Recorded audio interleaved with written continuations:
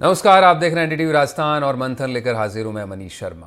देश में जैसे जैसे लोकसभा चुनाव नजदीक आ रहे हैं वैसे वैसे बीजेपी अपनी शैली के अनुरूप आक्रामक रणनीति अपनाते हुए लक्ष्य भी तय कर चुकी है। तीसरी बार मोदी सरकार के नारे के साथ 370 प्लस यानी 370 सीटों का लक्ष्य रखा गया है।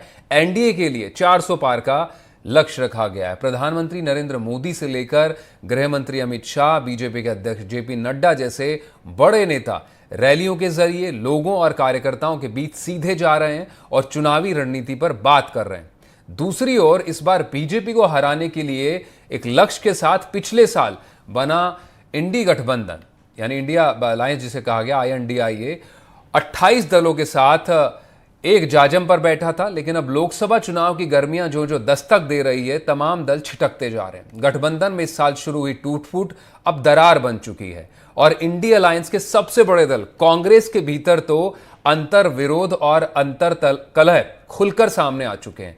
अब चुनाव जीतने में सबसे बड़ी जरूरत जो पार्टी और नेताओं को बीजेपी में जाने से बचाना ज्यादा नजर आ रही है। खुद पार्टी रणनीतिकार कह रहे हैं कि क्या क्या गलत हो रहा है पार्टी में, उसको लेकर सवाल खड़े कर रहे हैं। ताजा मामला कांग्रेस के ही चुनावी रणनीतिकार नरेश अरोड़ा का है, जिन्होंने एनडीटीवी से बातचीत में जिन्होंने राजस्थान में जो पायलट गहलोत के साथ मतभेद रहे वो चुनाव जीत सकते थे, बेहतर काम कर सकते थे, ये बात उन्होंने कही।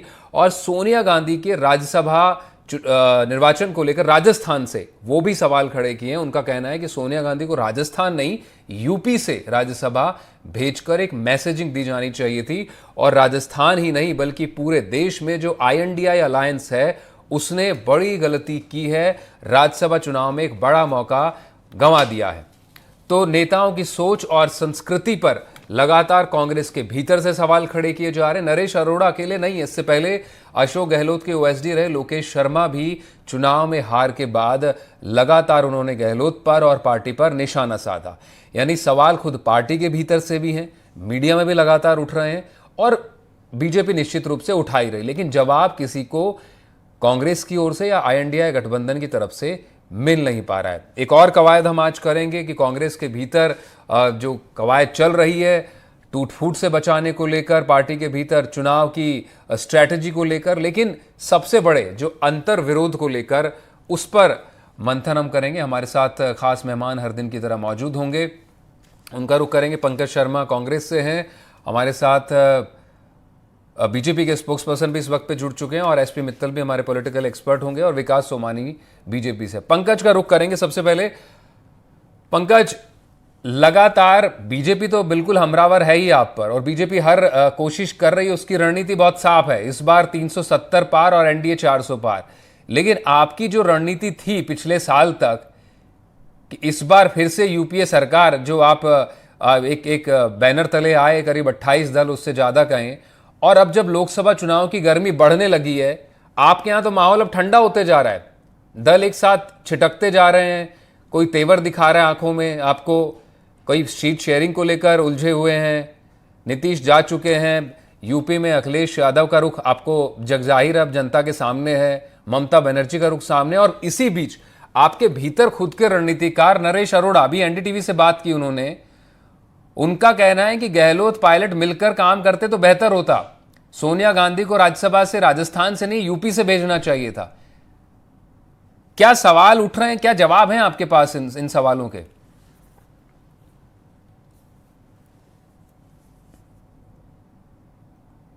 पंकज, आपसे मेरा सवाल। जी देखिए मनीष जी, मुझे लगता है कि कांग्रेस पार्टी लगातार अपने जो जनता के कार्य हैं, जनता के जो मुद्दे हैं, उनके लिए लगातार सड़कों पर, आज भी आपने देखा होगा कि राजस्थान की सड़कों पर, जयपुर की सड़कों पर राजस्थान युवा कांग्रेस के हमारे कार्यकर्ता थे, नेता थे, जो जनता जो बेरोजगारी का मुद्दा है उस पर प्रदर्शन वो लोग कर रहे थे, किसानों की बात वो रखने को वहां थे। नहीं, आप तो कांग्रेस तो सवाल, पंकज जो सवाल पूछा उस तक सीमित रहे, आप कहीं और चले जाते हैं, फिर जो सवाल है वो छूट जाता है। नहीं, मैं आपकी बात पे आता हूँ, हाँ, मैं आपकी बात पे आता हूँ। उसी से शुरू तो कीजिए। कांग्रेस तो जनता के लगातार मुद्दे उठा रही है और हमारा जो कर्तव्य है वो जनता के लिए है। डेफिनेटली जनता के काम कर ही हम चुनाव में जाएंगे और चुनाव में जाने के लिए हम लगातार लोगों के मुद्दे भी उठा रहे हैं, जनता के मुद्दे उठा रहे हैं, युवाओं के, बेरोजगारों के, किसानों के, सबके मुद्दे हम लोग उठा रहे हैं। रही बात, आप सीट शेयरिंग की बात कर रहे हैं, तो लगातार देखिए जो भी हमारे इंडिया गठबंधन के लोग हैं, समाजवादी पार्टी हो, आघाड़ी गठबंधन हो या आम आदमी पार्टी हो, हम सबसे लगातार बात चल रही है और मैं मान के चलता हूँ कि इस हफ्ते के अंत तक लगभग लगभग सबसे सीट शेयरिंग पे बातचीत हो जाएगी। कुछ बड़ी खबर तो आज शाम तक ही आप लोगों को मिल जाएगी, तो उन सब पे बात चल रही है। और रही बात अब जो आप कह रहे हैं कि जो लोग कांग्रेस को छोड़ के जा रहे हैं, देखिए बहुत सारे लोगों में सुरक्षा की भावना हो सकती है, क्योंकि कांग्रेस ना तो अभी राजस्थान में सत्ता में है, सरकार में है, ना केंद्र में है। तो कुछ लोगों के पास डर के कारण हो सकते हैं, असुरक्षा की भावना हो सकती है, उनके बहुत सारे कारण वो हो सकते हैं, तो उनकी वजह से वो लोग छोड़ के गए। लेकिन जो मुझे लगता है कि जो लोग निडरता के साथ लड़ सकते हैं, जनता के मुद्दे के लिए लड़ सकते हैं, वो लोग अभी भी कांग्रेस में बने हुए हैं और कांग्रेस के लिए जनता के काम करते हुए, जनता के मुद्दों को उठाते हुए कांग्रेस में बने रहेंगे, कांग्रेस के लिए काम करते रहेंगे। आप कांग्रेस की सीट शेयरिंग की आप बात कर रहे हैं, यूपी का हाल आपको पता है, अभी खबर है, ताज़ा खबर है, किसी से छिपी नहीं है। बिहार में अब आपका गठबंधन रहा नहीं, नीतीश आपके साथ जा चुके, ममता बनर्जी इनकार कर चुकी हैं, कोई आपकी भारत न्याय यात्रा में शामिल नहीं होता है, अखिलेश भी शामिल नहीं हो रहे हैं, उसके बावजूद आप बड़े ऑप्टिमिस्टिक है। ये बड़ा अच्छा है। आप तमाम हार, तमाम रणनीति जो आपके मूव हैं वो विफल हो जाएं, उसके बावजूद आपको बड़ा, कांग्रेस की प्रवक्ता थी थोड़े दिन पहले हमारे शो पे, वो तो कह रही थी बड़ा अच्छा लग रहा है कि कांग्रेस को नेता छोड़कर जा रहे हैं। आपसे सवाल मेरा था कि जो लोग छोड़कर जा रहे हैं, जनता के लिए आप काम कर रहे हैं, फिर क्यों नेता आपको छोड़कर जा रहे हैं? आपके भीतर के रणनीतिकार आप पर, आपकी पार्टी और नेताओं पर सवाल उठा रहे हैं। वो कहते हैं कि सोच भी नई चाहिए और नेता भी नया चाहिए। उसका आपके पास जवाब नहीं। आप कहेंगे हम लड़ रहे हैं, सड़कों पर हैं, लेकिन जनता फिर भी समझ नहीं पा रही है, नेता आपके खुद के नहीं समझ पा रहे हैं। एसपी मित्तल साहब, देखिए लौटेंगे आपके पास पंकज। एसपी मित्तल साहब भी हमारे साथ, बीजेपी के स्पोक्स पर्सन भी विकास जी भी हैं और एसपी मित्तल भी। मित्तल साहब, क्या स्ट्रेटेजिक चूक है? क्योंकि खुद कांग्रेस के भीतर एक तरह से कहें कि कहीं ना कहीं पार्टी इम्प्लोड होती भी दिखाई पड़ती है कई मौकों पर। देखिए, मैं सबसे पहले राजस्थान के संदर्भ में चर्चा करूंगा, और जो क्या नाम से जो डिजाइन बॉक्स के जो नरेश अरोड़ा साहब है, उन्होंने जो बात कही, उन्होंने एक बहुत महत्वपूर्ण बात कही कि कांग्रेस में चेहरा बदलने की नहीं, सोच बदलने की जरूरत है। बिल्कुल। देखिए, आप राजस्थान जब विधानसभा का चुनाव हुआ था तो इसमें कोई दो राय नहीं कि नरेश अरोड़ा साहब ने बहुत मेहनत की, और कांग्रेस के जिस तरीके से उपलब्धियों की, सरकार की योजनाओं की, गहलोत सरकार की योजनाओं का जिस तरीके से प्रचार प्रसार किया, उसमें एक बार तो ये माना जाने लगा कि इन सब चीजों का प्रभाव हो रहा है आम जनता पर। लेकिन उसके बाद हमने जिस तरीके से परिणाम देखे तो कांग्रेस को सफलता नहीं मिल सकी। तो असल में कांग्रेस के पास हो सकता है गिनाने को बहुत चीजें हो, लेकिन उसकी जो सोच है वो उसको बदलने की जरूरत है। और ताजा संदर्भ में हम देखते हैं कि जिस तरीके से राम मंदिर पर कांग्रेस ने उसका प्राण प्रतिष्ठा समारोह का जो बहिष्कार किया, मुझे लगता है बहुत ही नेगेटिव जो है मैसेज वो जनता के बीच गया।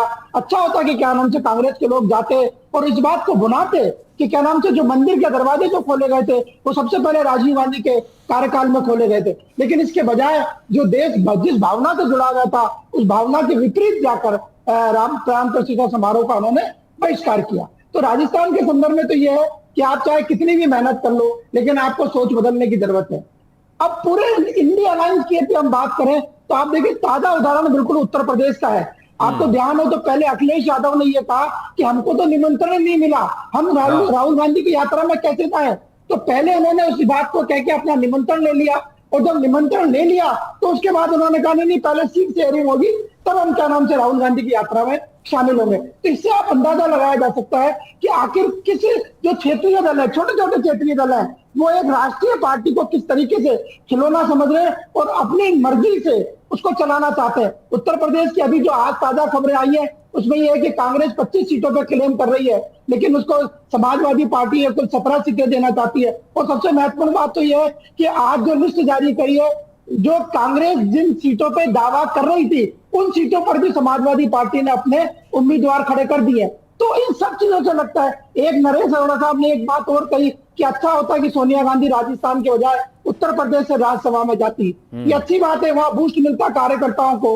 राजस्थान में तो कांग्रेस की ठीक ठाक स्थिति है, कोई ज्यादा खराब नहीं है, लेकिन उनको ये लगा कि शायद उत्तर प्रदेश से राज्यसभा चुनाव जीतना भी मुश्किल होगा, इसलिए उन्होंने सुरक्षित राजस्थान को तलाश किया और राजस्थान में एक सीट आराम से मिल गई है। और आज जिस तरीके से खबरें आई हैं कि सोनिया गांधी अपना सर्टिफिकेट लेने भी नहीं आई और सर्टिफिकेट लेने के लिए डोटासरा साहब गए तो विधानसभा से मना कर दिया गया कि आपके पास उनका पत्र नहीं है। तो ये सारी चीजें हैं जो मुझे लगता है कि कांग्रेस को लेकर एक नेगेटिव वातावरण बनाती है। अब इन सब चीजों से कांग्रेस को देखते हैं किस तरीके से जूझना होगा, देखना होगा। लेकिन मैं इसके साथ ही एक मनीष बात और यहाँ कहना चाहता हूँ कि आप देखिए जो विधानसभा का जो चुनाव हुआ था अभी हाल ही में, उसमें जो 25 सीटें संसदीय क्षेत्र है राजस्थान की, उनमें 11 सीटें ऐसी हैं जिन पर कांग्रेस को ज्यादा वोट मिले, मतलब भाजपा की स्थिति कमजोर रही और कांग्रेस को ज्यादा वोट मिले। अब भारतीय जनता पार्टी ने तो अपनी एक रणनीति बनाना शुरू कर दिया कि जिनके हमारी विधानसभा में कमजोर स्थिति है वहां हम कैसे मजबूत करें। और आप देखो महेंद्रजीत सिंह मालवीय को जिस तरीके से भारतीय जनता पार्टी में शामिल किया गया, उसके पीछे 2 संसदीय क्षेत्रों का रहा जो आदिवासी क्षेत्र की, जिनको हम मानते हैं जालोर सिरोही और डूंगरपुर बांसवाड़ा, ये 2 संसदीय क्षेत्र ऐसे हैं जहां पर क्या नाम से इनका प्रभाव है महेंद्रजीत सिंह मालवीय का। इनको भाजपा में शामिल करके इन दोनों संसदीय क्षेत्रों में भारतीय जनता पार्टी ने अपनी स्थिति को मजबूत किया। विकास सोमानी, निश्चित रूप से कहें कि जो चुनावी लोकतंत्र होता है उसमें हर पार्टी का लक्ष्य होता है चुनाव जीतना और सत्ता पाना। बीजेपी इस तरह से कहें कि अब तो पूरे देश में जग जाहिर है, पूरे दुनिया में कहें कि सबसे बड़ी पार्टी होने का आप दावा करते हैं और एक इलेक्शन मशीनरी के तौर पर आप चुनाव लड़ते हैं। लक्ष्य आपने तय कर लिया है, हालांकि विपक्ष आपके सामने फिलहाल कहें कि थियोरेटिकली या कहें कि प्रैक्टिकली भी अगर दोनों ही तरह से देखें तो फिलहाल बिखराव उसमें दिखाई पड़ रहा है। लेकिन आप जो कांग्रेस मुक्त भारत की बात करते थे, पहले भी हमने सवाल उठाया, आप अब कांग्रेस युक्त भारत भी होते जा रही है बीजेपी, उसी के तहत आप ये लक्ष्य पूरा करेंगे? कांग्रेस के नेता छोड़कर आपके यहाँ आ रहे हैं, आपके कार्यकर्ता ही अब कांग्रेस के उन नेताओं के लिए काम करेंगे। खबर है कि महेंद्रजीत मालवीय को आप बांसवाड़ा और उस क्षेत्र से लड़ा सकते हैं, उन्हीं की सीट से। किस तरह का विरोधाभास आप भी पेश कर रहे हैं?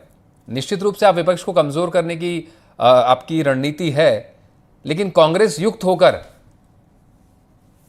मनीष जी, ऐसा नहीं है, क्योंकि भारतीय जनता पार्टी एक विशाल पार्टी है और विशाल पार्टी का विस्तार और बढ़ता जा रहा है। आप देखें कि विश्व की सबसे बड़ी राजनीतिक पार्टी होने के साथ साथ आज जो भी इसमें पार्टी में जो जुड़ना चाहते हैं, अपनी विचारधारा से जुड़ना चाहते हैं, अब आप देखें कांग्रेस को छोड़ने वाले कई नेता हैं, जैसे गुलाम नबी आजाद हैं, मिलिंद देवड़ा जी हैं। कोई जरूरी नहीं है कि सभी लोग भाजपा में आए, लेकिन कांग्रेस का जो है आंतरिक लोकतंत्र खत्म हो चुका है, तो उसको देखते हुए वहां से नेता पलायन कर रहे हैं और उनकी रीति नीति और सिद्धांतों में कहीं ना कहीं बिखराव हो रहा है। तो लोग वहां पर अब रुकना नहीं चाहते, वो समझ रहे हैं कि ये जो पार्टी राष्ट्र हित और देश हित के प्रति समर्पित नहीं नजर आ रही है, तो ऐसे हालात में रुकना मुश्किल है। उनका कोई एजेंडा नहीं है, उनका कोई एक मिशन नहीं है, वो देश हित के प्रति क्या सोचते हैं ये तक उनको पता नहीं है। आप देखें मनीष जी, सबसे जो बड़ी बात तो ये है कि जो नेता वर्षों से इनके साथ काम कर रहे हैं, उनके स्टेटमेंट इस प्रकार के आ रहे हैं कि बड़े सुनते हुए बड़ा हद प्रभ होती है। आप जनता देखती है कि हम किस तरह के मानस को हम टटोल रहे हैं। आप देखें 20-20 साल तक कांग्रेस में काम करने वाले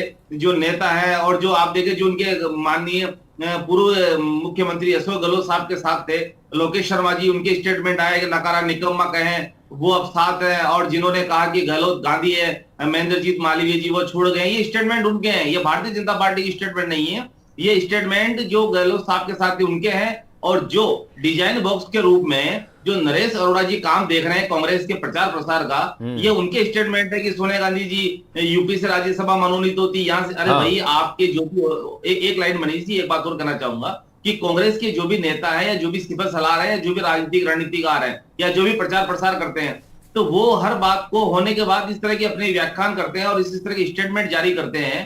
तो ये समझ नहीं आता है कि राजनीतिक पार्टी एक समन्वयता से चल रही है, बिखराव से चल रही है, और किस तरह से चल रहा है। और एक बात और, इनके बड़े नेता भी कहते हैं कि चले जाए, जैसे अभी आप कह रहे थे, एक प्रवक्ता कह रही थी कांग्रेस की कि साहब हमारे उस पार्टी से कोई भी चले जाए, कोई फर्क नहीं पड़ता। इनके बड़े नेता भी कहीं, अरे भाई फर्क नहीं पड़ता। जब आप पार्टी को ही सिर्फ प्रियंका गांधी जी, राहुल गांधी जी और सोनिया गांधी तक सीमित करना चाहेंगे, तो आपको फर्क कैसे पड़ेगा? आप तो क्या है कि दरअसल सबसे बड़ी बात यह है कि आम जन की पार्टी जो भारतीय जनता पार्टी है, जिस तरह से वो देश के नेतृत्व को आज जो विश्व में परचम लहरा रहा है माननीय प्रधानमंत्री मोदी जी के नेतृत्व में, तो उस तरह के आप कार्य कर रहे हैं। तो आज कार्य है जो हमारा कार्य, हमारा काम विकास बोल रहा है भारतीय जनता पार्टी का, तो इस प्रकार से उसको जो एक रीति नीति और सिद्धांत है भारतीय जनता पार्टी के, उससे आम जनता को भरोसा और विश्वास बढ़ता जा रहा है।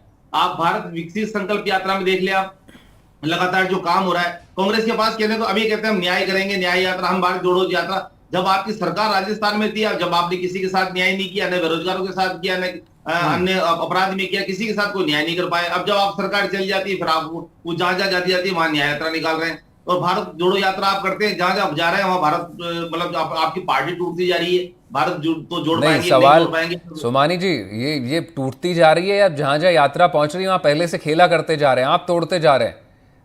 पब्लिक मैं पब्लिक आपको फिर- पब्लिक आय में मैं अगर देखें और चुनावी आप भी इस बात को भले आप अब नहीं कहेंगे ऑन कैमरा, लेकिन ये तो बिल्कुल जग जाहिर है कि जहां जहां राहुल की यात्रा पहुंच रही है, एक तरह से आप पूरी तरह से रणनीति अपना चुके हैं। पहले इंडिया गठबंधन को आपने कमजोर किया और अब यात्रा को आप एक तरह से फेल करने के हिसाब से उस रणनीति पर काम कर रहे हैं कि जहां वो पहुंचे उससे पहले आप चुनावी खेला करते जा रहे हैं।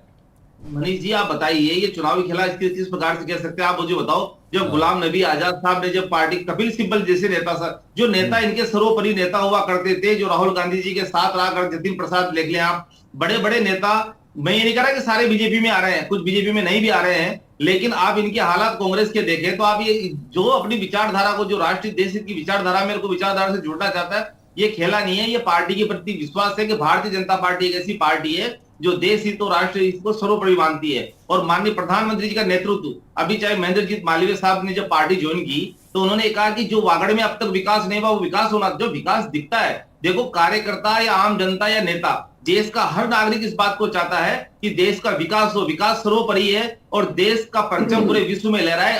नहीं, कांग्रेस तो सोमानी जी मालवीय जैसे लोगों पर ये कह रही है कि उन्हें विकास और विचारधारा से नहीं बल्कि कुर्सी से सरोकार है, तभी वो आपके यहाँ पर चले गए और अब आपने कुर्सी प्रॉमिस कर दी है, उनको सीट दे देंगे आप लोकसभा की। मनीष जी, कई नेता इस विचारधारा के साथ आप देखें, कई ब्यूरोक्रेट्स आए हैं, कई सोशल वर्कर जो हैं, बड़े सब लोग आए हैं, तो ये नहीं है कि वादा, ये एक विचारधारा के साथ जुड़ रहे हैं। अब आईएएस जो सेवानिवृत्त होकर आते हैं और सेवा निवृत्त होने के बाद भारतीय जनता पार्टी की विचारधारा से जुड़ रहे हैं। बड़े बड़े समाज के जो वो मठाधीश्वर समाज के जो मुख्य लोग हैं वो कांग्रेस से छोड़ के भारतीय जनता पार्टी की विचारधारा से जुड़ रहे हैं। तो आप ये मानिए कि ये वो नहीं है कि वो राजनीति में किसी न किसी सीट पाने के लिए आ रहे हैं, ये एक विचारधारा के साथ जुड़ रहे हैं। और जब जैसा लगता है कि किसी को दायित्व दिया जा सकता है, किसी को जिम्मेदारी का निर्वहन किया जा सकता है, शोषित, पिछड़े, वंचित और किन्हीं को आगे बढ़ाने में अगर जरूर किसी न किसी कार्यकर्ता का अगर भारतीय जनता पार्टी में ज्वाइनिंग के बाद उनका उपयोग लिया जा सकता है, तो देश हित और राष्ट्र हित में उनका उपयोग किया जा सकता है। इसमें किसी बात का इसी संशय पार्टी नहीं। को आप सोमानी, इसी पार्टी को परिवारवादी पार्टी, भ्रष्टाचार पार्टी, उनके नेताओं को गैर सनातनी आप कहते हैं, फिर आपके यहाँ पे आते हैं वो तो अब तो बड़े चुटकुले भी चलने लगे हैं कि हर कांग्रेस के दफ्तर के बाहर एक बीजेपी की वॉशिंग मशीन रखवा देनी चाहिए, उससे नेता निकले और बीजेपी में शामिल हो जाए, सारे दाग धुल जाते हैं। राजस्थान में और भी नाम चल रहे हैं, वो तमाम वो नाम है जो कहीं ना कहीं ईडी का खतरा उन पर मंडरा रहा है। ये सवाल तो बड़े हैं ही। पंकज का रुख करेंगे वापस। पंकज, 40 साल कोई नेता आपके साथ रहा, महेंद्रजीत मालवीय एक बड़ा नेता, CWC के मेंबर हैं वो, रहे आपके यहाँ और विधायक रहे, अशोक गहलोत के खास थे, पार्टी छोड़ देते हैं, अब लोकसभा चुनाव से एन पहले बीजेपी में शामिल हो गए। गहलोत के खासम खास थे। लोकेश शर्मा ने ट्वीट भी किया कि जिनको आप आपके सीएम यानी अशोक गहलोत पूर्व सीएम नकारा, निकम्मा और गद्दार कहते थे, वो तो कम से कम अभी भी पार्टी के साथ ही हैं और मजबूती के साथ है। लेकिन एक तबका है जो आपका, जो सिर्फ आला कमान को खुश रखने में और अपनी जिस तरह से पोजीशनिंग करने में कामयाब रहता है। आप ही की पार्टी के खिलाफ बगावतें होती हैं। आपके रणनीतिकार वही रणनीतिकार जो उन लोगों के साथ काम कर चुके, वो ओपन आकर अब कह रहे हैं, हर मंच पर कह रहे हैं, मीडिया में कह रहे हैं कि बड़ी गड़बड़ है आपकी पार्टी में, संशोधन की दरकार है, पूरे रिवाइवल की दरकार है, चेहरे बदलने की दरकार है, सोच बदलने की दरकार है। आप कहते हैं जनता से जुड़े काम कर रहे हैं, युवा हमारे आज भी सड़कों पर पिट रहे हैं बीजेपी के शासन के खिलाफ। मनीष जी, मैं जवाब दे दूं? दीजिए। दी मनीष जी, मुझे लगता है कि किसी व्यक्ति विशेष ने क्या वक्तव्य दिया है वो इतना महत्वपूर्ण नहीं है, क्योंकि जो व्यक्तिगत सोच हो सकती है, लेकिन कांग्रेस पार्टी में आपकी पार्टी के लिए काम कर रहे हैं और बतौर पॉलिटिकल स्ट्रेटेजिस्ट काम करते हैं। नहीं, मुझे लगता है कि जो किसी उनका व्यक्तिगत ये एक वक्तव्य हो सकता है, लेकिन कांग्रेस पार्टी के प्रदेश अध्यक्ष ने भी इस पर स्टेटमेंट दे दिया है। और क्योंकि लगातार पार्टी में जो लोग काम कर रहे हैं, पार्टी में जो लोग काम कर रहे थे उनको लगातार अलग अलग पदों से नवाजा है, विधायक बनाया, सांसद बनाया, जिला प्रमुख बनाया, प्रधान बनाया, सरपंच बनाया, सब पार्टी के पदों पर आप लोग बने। और जब पार्टी को देने का वक्त आया, जब पार्टी संघर्ष कर रही थी, जब पार्टी सत्ता में नहीं है, तब आप लोग किसी असुरक्षा की भावना से पार्टी को छोड़ के चले जाएं, तो उनके लिए मुझे लगता है कि कुछ ज्यादा कहने को कुछ बचता नहीं, क्योंकि जब पार्टी ने आपको 40 साल तक सब कुछ दिया तो हर व्यक्ति को सब कुछ नहीं मिल जाता है। पार्टी की जो सीमा में था, पार्टी ने मैंने लगातार उनको पदों से नवाजा है, लेकिन अब जब पार्टी को देने का वक्त आया, पार्टी के लिए लड़ने का वक्त आया, लोगों की, जनता के मुद्दों के लिए सड़क पर लड़ने का वक्त आया, तब आप अपने पार्टी को अलविदा कह दिया। पंकज, मैं थोड़ा सवाल आपसे, मैं थोड़ा से ब्रॉड, जी, नहीं, मैं वही सवाल जोड़ देता हूं। आप वो जवाब दोहरा चुके हैं, पहले भी कह चुके हैं। मेरा सवाल अब दूसरा आपसे सीधा है, जो पहले भी हम बात शुरू कर रहे थे। अरोड़ा का ये कहना है, अरोड़ा नहीं, मीडिया में भी बात है, हम खुद, मैं मेरे शो में इस बात को उठा चुका हूं कि बेहतर नहीं होता आप जो INDI अलायंस आपका है उसको मजबूती देने के लिए, सोनिया गांधी यूपी से चुनकर जा रही थी लोकसभा, आप उनको वहीं से राज्यसभा भिजवाते। अब निश्चित रूप से अरोड़ा कह रहे हैं कि सपा के साथ तालमेल करते। राज्यसभा के लिए राजस्थान से आपने एक सेफ जगह से रखा, क्योंकि आराम से आप यह सीट निकाल सकते थे। आपके नेता उनके नामांकन के बाद पार्टियां बदलने लग गए, टूट फूट बढ़ गई आपकी, आपका सहयोगी गठबंधन आपको दल आंखें दिखा रहा है। आप वो परिवारवाद की बात है, उस पर आप किसी तरह से भी खरे नहीं उतर पा रहे हैं। क्यों नहीं फिर नेता कहेंगे महेंद्रजीत मालवीय जैसे कि उन्हें जो ड्यू क्रेडिट मिलना चाहिए तो नहीं मिल रहा है, आप फिर भी परिवारवाद को बढ़ावा दिए जा रहे हैं। आपके नेता आला कमान को खुश रखने में व्यस्त है, पार्टी टूटती जा रही है। बोलने का मौका देंगे तो मैं बोल पाऊंगा ना। आपको लगता है कि आपकी पार्टी में सब कुछ ठीक है? नहीं, मैं अपनी बात रख दूं, आप मुझे बोलने का मौका दीजिए। आप कहते हैं परिवारवाद की बात करें, तो मुझे लगता है कि मनीष जी आपको भी पता होगा कि परिवारवाद कहाँ नहीं है। आप देखिए बीजेपी में जब मोदी जी भाषण देते हैं तो मोदी जी के राइट साइड में अमित शाह जी बैठते हैं। अमित शाह जी का बेटा जैसा इस देश की क्रिकेट को चला रहा है, लेफ्ट साइड में उनके राजनाथ सिंह जी बैठते हैं। राजनाथ सिंह जी पूरे देश के उनके बेटे MLA हैं। इसके अलावा अनुराग ठाकुर जी उनके पीछे बैठते हैं, जो भी राजनीति के बेटे प्रेम कुमार धूमल के बेटे हैं। तो इस तरीके से लगातार बीजेपी तो परिवारवाद को बढ़ावा दे रही है। और आप जब महेंद्रजीत सिंह मालवीय की बात करें तो बीजेपी, अरे भाई वहां कोई एक पार्टी के पास में पाप नहीं है ना, सत्ता जी, सुन तो लीजिए, एक परिवार के पास नहीं है। आपके यहाँ परिवार की चलती, सबसे बड़ा दिक्कत ये कांग्रेस को चुनौती सामना करना पड़ता है, उसका जवाब आप दे नहीं पाते। करने दीजिए, बोलने तो दीजिए मुझे। सबसे ज्यादा समय आप ही को मिला है पंकज जी शो पर। नहीं मिला है, ये जनता देगी, वो तय करेगी। मुझे सुन लीजिए, अब जब आज बीजेपी अकाली दल से गठबंधन कर रही है तो अकाली दल को कौन चला रहा है? कौन चला रहे हैं अकाली दल को? आप बताइए कौन चला रहे हैं लोग?